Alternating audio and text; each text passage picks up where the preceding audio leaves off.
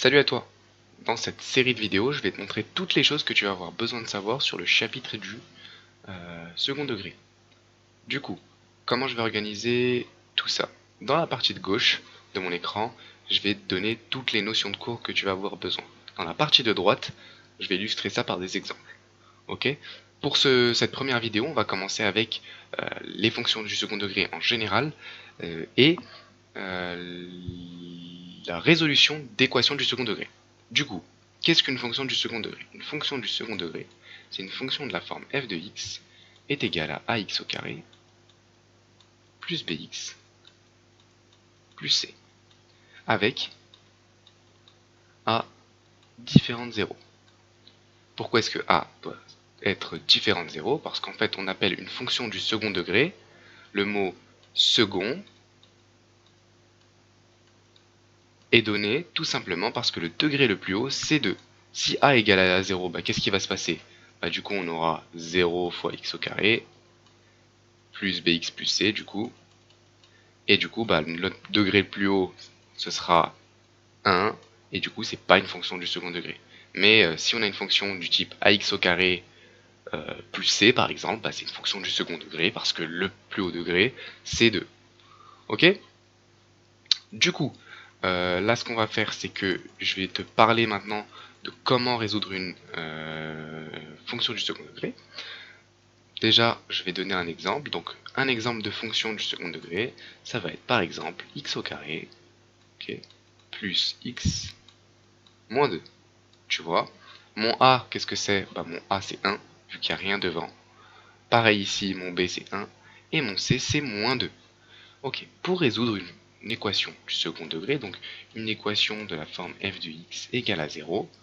Donc ça veut dire quoi? Ça veut dire qu'on va chercher les x tels que tout ça fasse 0.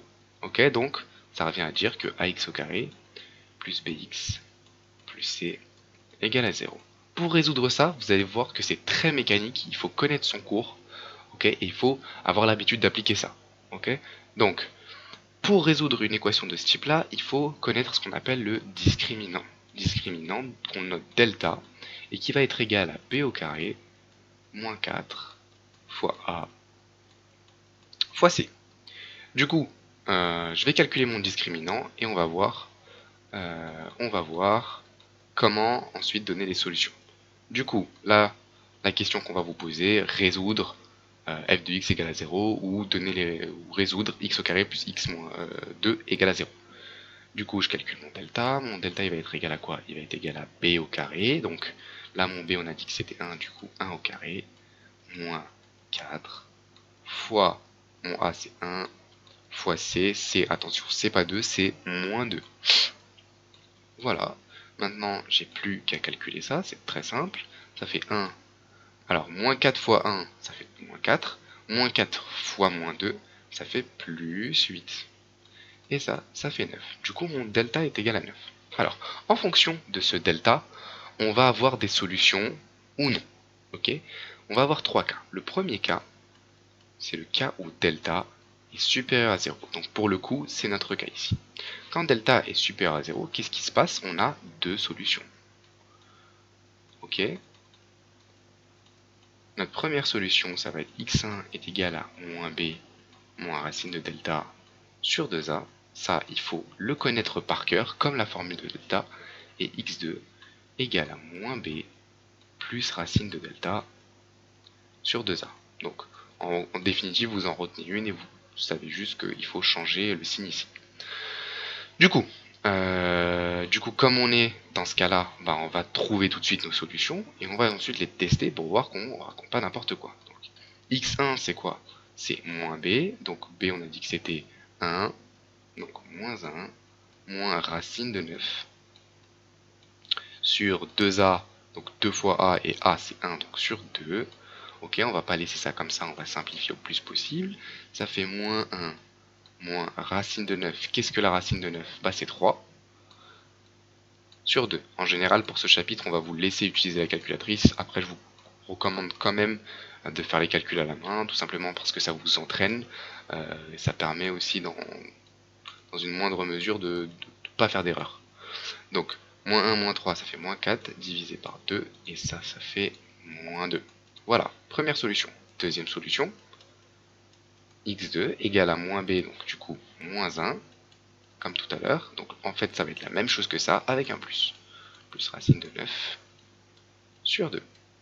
Là, pareil, je simplifie, ça fait moins 1 plus 3 sur 2. Et ça fait quoi? Ça fait 2 sur 2, et ça fait 1. Voilà, ma deuxième solution. Maintenant, on va aller tester. Du coup, moi, ce que je vous ai dit, quand on fait ça, en fait, ça sert à quoi? Ça sert à trouver les solutions de cette équation-là. Et qu'est-ce que ça veut dire trouver les solutions de cette équation-là? Ça veut dire que quand je vais prendre mon moins 2 là, ce moins 2 là, et que je vais faire f de moins 2, bah, ça va me donner 0. Et pareil pour f de 1. On essaye? Du coup, f de moins 2, qu'est-ce que ça fait? F de moins 2, ça fait moins 2 le tout au carré. Attention au signe, surtout si vous tapez à la calculatrice, plus, du coup, plus moins 2, moins 2. Voilà. Là, j'ai juste remplacé tous mes x par moins 2. Donc, moins 2 au carré, qu'est-ce que ça fait? Ça fait 4. Moins 2. Moins 2. Et du coup, 4 moins 2, 2. Moins 2, 0. Voilà, donc je me suis pas trompé pour ma première solution. Je vous conseille toujours de vérifier si vous pouvez, si vous avez le temps, pour voir que vous n'êtes pas trompé, surtout en contrôle. Alors attention quand même à pas perdre trop de temps en faisant ça. Si vous êtes sûr de vous, vous êtes sûr de vous. Mais ça peut toujours être utile. Donc là, pareil, je fais f de 1, je remplace les x par 1. 1 au carré, ça fait 1. 1 plus 1, 2. Moins 2, 0. Voilà. Du coup, on a bien trouvé les solutions telles que f de x égale à 0. Voilà. Maintenant, je vous ai montré le premier cas ici. Je vais vous donner les deux autres cas, okay, qu'il faut connaître. Hein. C'est très important, surtout pour la suite. Hein. Pas que pour résoudre ces équations-là. Ça va être important quand on va vous demander de tracer la courbe représentative d'une fonction du second degré, quand on va vous demander de faire le tableau de signes, dans une moindre mesure pour les tableaux de variation, quand on va demander de faire la forme factorisée, la forme canonique, on verra ça après. Du coup, delta égale à 0, qu'est-ce qui se passe? Une solution.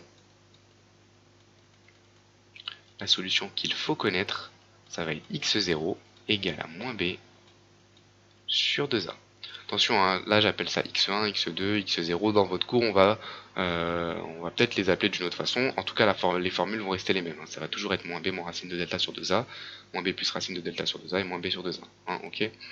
Et il y a un troisième cas où delta va être négatif. Et là, bah, qu'est-ce qui va se passer? Il va pas y avoir de solution. Okay, on peut le noter comme ça, solution égale à ensemble vide. Voilà. Ça, c'est la base. Sur le second degré, il faut vraiment comprendre qu'est-ce qu'une fonction de second degré. Une fonction du second degré, c'est une fonction où la puissance la plus haute est 2. Résoudre une fonction du second degré, bah, pour faire ça, la première chose que je calcule, c'est mon delta, ici, que je dois connaître par cœur. Et en fonction de ce delta, il va y avoir trois cas possibles. Le premier cas, le deuxième cas, le troisième cas.